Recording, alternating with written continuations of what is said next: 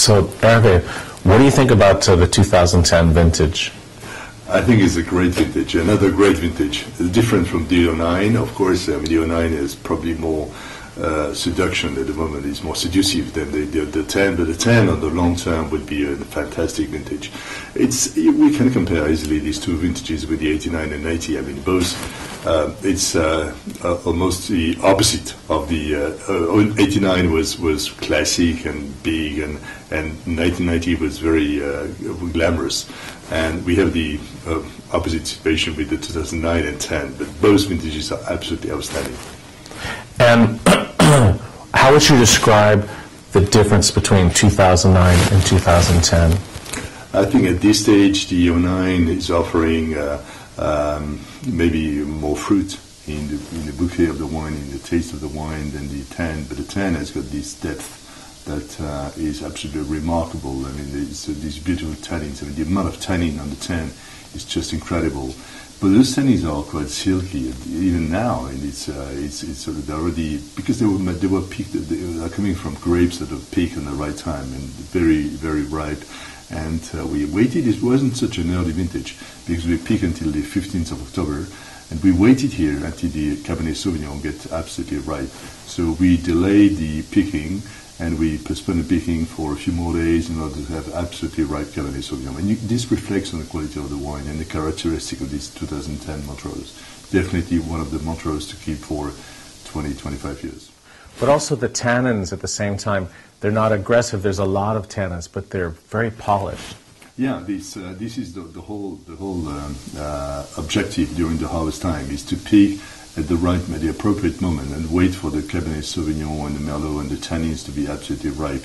And we enjoy here the presence of wonderful pickers from Spain that we have had for the past 50 years, and they know what their job is about, and they're very flexible and they ease the harvest the harvest very, very much, because they know what they do. We can move them around and send them where the grapes are absolutely fully ripe, and that's the key thing. So if you had to make a choice, I know this is a mean question, would you choose 2009 or 2010? Perhaps for the immediate tasting, I would get a bit more pleasure in 2009, but for future consumption, 2010 it has to be considered. It's like, two kids in a family. I mean, one is blonde, the other one is dark hair. You love them both, and because they have different characteristics, they bring different profile, but both are really extremely good vintages. Absolutely. And just off the subject of these two great vintages, so tell me a little bit about your goals and your dreams for Montrose. You've been ahead of Montrose now since April last year. You had an amazing career at Mouton and Clerc Milan. So tell me what you want to do here at Montrose. My goal here will be to accompany the property for the long-term objective. The long-term objective is to be part of the 10 best properties of the Medoc. We are close to be there, but we need to work it out, and we need to be, in a way, I mean, everybody knows that the terroir of Montrose is absolutely fabulous, first class, and can produce really outstanding vintages, which we have had the chance to produce over the last century or so.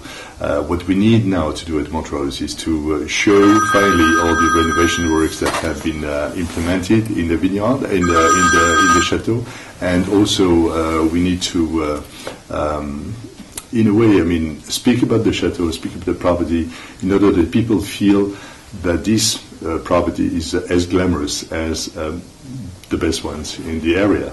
So we have to make the people discover what Montrose is about, and we have to bring people here and let them discover the new property, the new face of Montrose. And I think that from then we have a fair chance to be among the very best properties of the Medoc. I don't think I think the work's not going to be as hard as you think.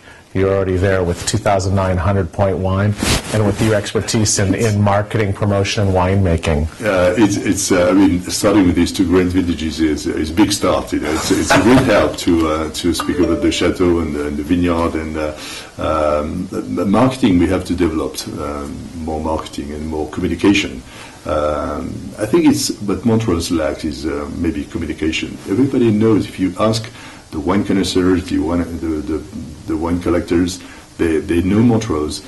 That doesn't mean that they buy Montrose every year. So my goal would be to make them buy Montrose every year and really include Montrose into the best classics that they buy every year because they want to have some in their cellars. And that's if I can achieve that rather quickly, I'll be very happy. Great. Well, thank you very much. My pleasure.